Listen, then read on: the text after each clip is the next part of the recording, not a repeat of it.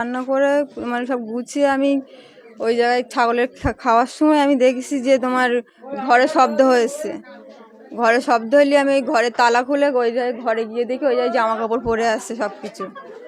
পরে থাকলে আমি ওই জায়গার থেকে যখন জামা কাপড় পরে আসছে আমি আর ঘরে ঢুকিনি, দরজার মুখ থেকে চলে আসতে গেছি। তখন আমার পেছন দিক থেকে চুল ধরেছে, চুল টেনে ধরার পরে একজন গাল চেপে ধরেছে, একজন চুল ধরেছে, টেনে ওই জায়গায় শুয়ে দিয়ে আমার নাকে কি দিয়েছিল আমি বলতে পারবো না। তারপরে যখন আমার জ্ঞান ফিরেছে তখন আমি উঠে আস্তে আস্তে চলে গেছি। তার আগে আমার মারধর করেছে। এই জায়গায় কপালে কাচের বাটি ভেঙেছিল, এই জায়গায় যারা ছিল তোমার এই জায়গায় ফুলে গিয়েছিল। হ্যাঁ, মারার পরেই নাকে কি একটা দিয়েছিল। তারপরে আমি ওই জায়গায় পড়েছিলাম। তারপরে তারপরে আস্তে আস্তে উঠে আমি ওইদিকে গিয়ে ওদের ডেকেছি।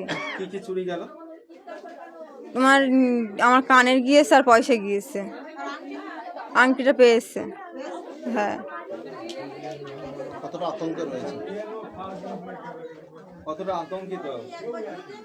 আতঙ্কিত এটা হওয়ার বিষয়।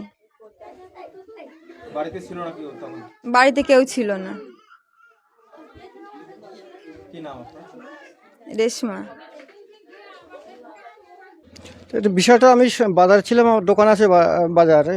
দোকান থেকে কেউ ফোন করলো একজনা, যেরকম চুরি হচ্ছে এই বাড়িতে, এর আগেও নাকি একবার হয়েছে। তা আমরা যথারীতি সময় মতো চলে এসেছি। তারপর প্রশাসনকে জানিয়েছে, পুলিশ দেখছে, বিষয়টা ইনকোয়ারি করছে। লজ্জার বিষয়, এত বড় দুর্ঘটনা আমাদের এই এলাকায় এই প্রথম। আমরা মুখ দেখাতে পারছি না মানুষের কাছে। একদম দিনে দুপুরে একটা গরিব মানুষ, নিরীহ পরিবার, এদের এই যা হয় 6,000 টাকা, আমাদের কাছে 6 লাখ টাকা। বিশাল।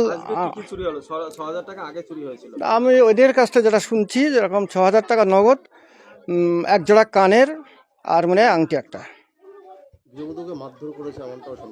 হ্যাঁ, না শুনছি কি ওরা নাকি, হ্যাঁ চুলে মুঠি ধরে নাকি একটু নাকড়া থাকড়া মতো দিয়েছে আর কি, স্প্রে করেছে। এদের বক্তব্য আমরা শুনিনি, দেখিনি। এখানে সে শুনছি যেটা সেইটা আর কি। প্রশাসন তো অবশ্যই নজরদারি দেবে। প্রশাসনের সঙ্গে কথা হয়েছে, রাত্রিও আবার আসবে সেরকম কথা হয়েছে। আমরা যথারীতি এই খুব মানে আতঙ্কের মধ্যে আমরা আছি। হ্যাঁ, পুলিশ এসেছিল, আশ্বাস দিয়েছে যথারীতি ব্যবস্থা নেবে। আর আমরা খুব এতে আছি, গার্ডে আছি। আপনার কি নাম? আমার নাম আব্দুল মতিন মন্ডল। এলাকার পঞ্চায়েত সদস্য। এলাকাটির নাম সলুয়া, মশলানো 2 এর সলুয়া।